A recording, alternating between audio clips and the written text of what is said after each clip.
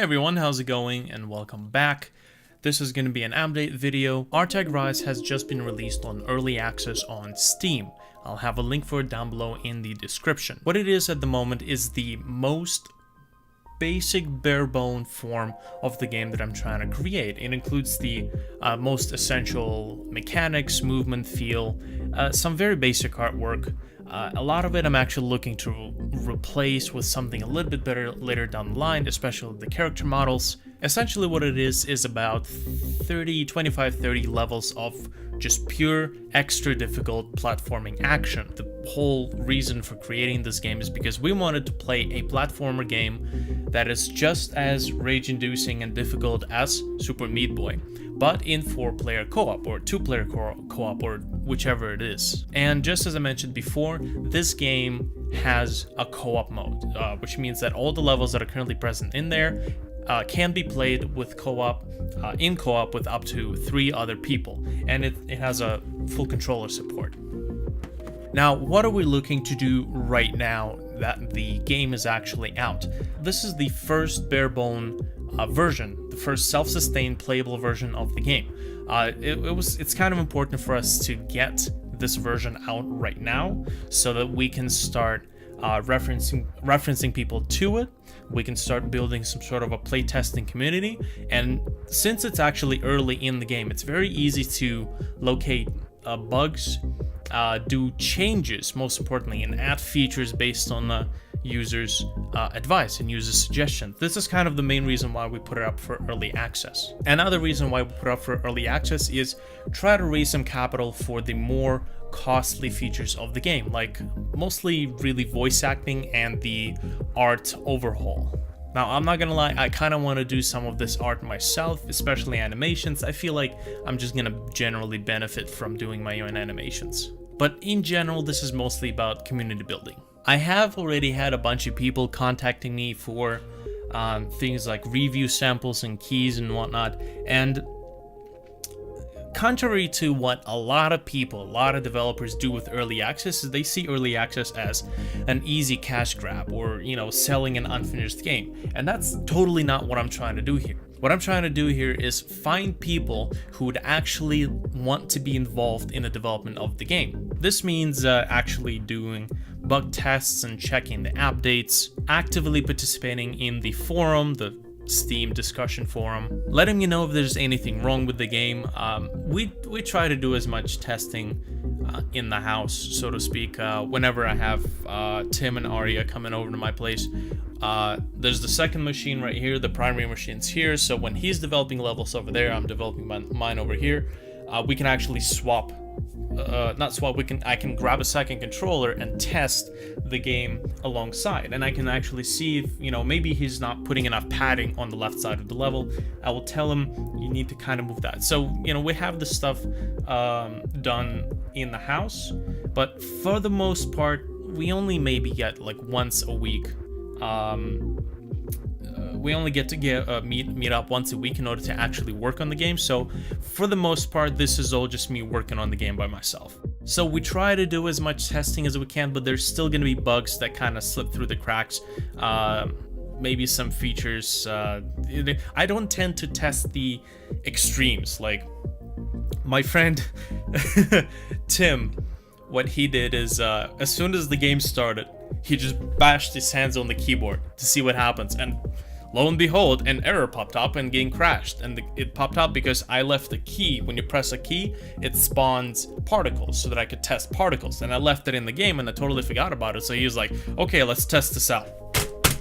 And, that was funny.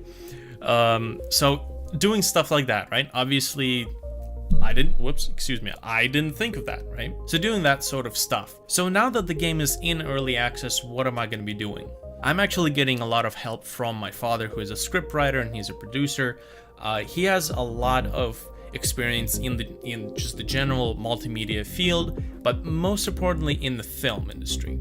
A lot of his experience in terms of like promotion, management, he has a lot of stuff that I still need to learn, and he's going to be teaching me a lot of these aspects. These are kind of important regardless of what sort of multimedia project you're in, and the knowledge actually can be used in pretty much anything: music, film, whatever project you have. He is also an amazing scriptwriter, and I know this from experience. Whenever I have an idea for a story, film, script, whatever I've been writing throughout the years, I would always present the idea to him, and he would go through the motions of polishing and rooting the base idea of the story. And I tend to stick to the form, not the meaning, and this is something that's very prominent with beginner scriptwriters. So this is something that he's trying to teach me, and I'm trying to learn to build richer stories and richer characters. And it is very important for me because this game, RTAG Rise, is a heavily narrative-driven game. It's not an arcade platformer, which is something that I've gotten once I released the early access. It is an arcade platformer right now. That is the bare bone minimum game that we had to put out in order to kind of make this checkpoint, so to speak, in our life. Because you can easily get stuck in this perpetual development cycle where it's just nothing is ever finished, and I need to add this and I need to add that. It's more like a psychological thing than anything really. So how is this game going to be released? Well, what we decided to do is go with the Telltale Games style publication. So we're gonna have the game's gonna come out of early access once we have the first season of the story. The entire story, the entire plot, the entire campaign is divided into 5 seasons. Each season progresses the global story, and it has its own plot that starts and completes at the beginning and the end of the season. So all the early access owners would get the first season of the game once it comes out. As soon as it comes out, the game comes out of early access, and we can be considered as a complete game. So this would be the point where, for example, with Telltale Games, season 1 of The Walking Dead would come out. That for us would mark the exit of early access, and then all the subsequent seasons, the continuation of the story, will be released as downloadable content, as DLCs. Now I know there's going to be a debate on whether, I should do the entire game altogether, and that would be, for me, a terrible plan. Making the entire game all at once would actually be very difficult. Now, a lot of people think that, why do DLCs? Why are you doing DLCs? With DLCs, the game is going to become progressively more expensive or priced more the more content we add. This is one of the models that you actually get presented with once you go on Steam. I think this is a great solution because if you don't like the story, if you don't like the concept, you're not really engaged with it, you don't have to continue with it, right? The DLCs will allow you to actually decide if you want to stick with the story. The game structure offers to easily create content and progress the story that doesn't require a frequent creation of specialized tools. And actually, it would be a lot like it would be a lot like the Gek in Fallout.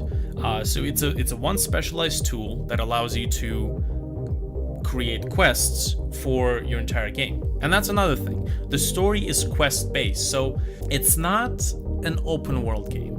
I would say it's a semi-open world in much the same sense where in BioShock 1 you can traverse back to the previous locations and do some things. It's been a while since I played BioShock 1, but the whole idea is that you have the main quest, which progresses the main story, and then the side quests, which become available depending on your actions and decisions. The game will offer challenges and collectible items that will unlock more content, and to be honest, that's, to me, is probably the best way to reward the player for committing to a certain quest. It's just more content. Of course, among other things, the rewards would include things like achievements and arcade modes. Considering that there is actually quite a lot that you can do with this mechanic in place. It's not just a story, and it's not just a number of test levels and you just jump from one side to another trying to get from point A to point B. You can actually make arcade modes like You can actually make like PvP arcade modes or PvE arcade modes in terms of like, for example, hordes in Gears of War or Nazi zombies, right? That sort of PvE. To be honest, I'm actually a huge fan of cooperative concept. I'm honestly not a huge fan of PvP.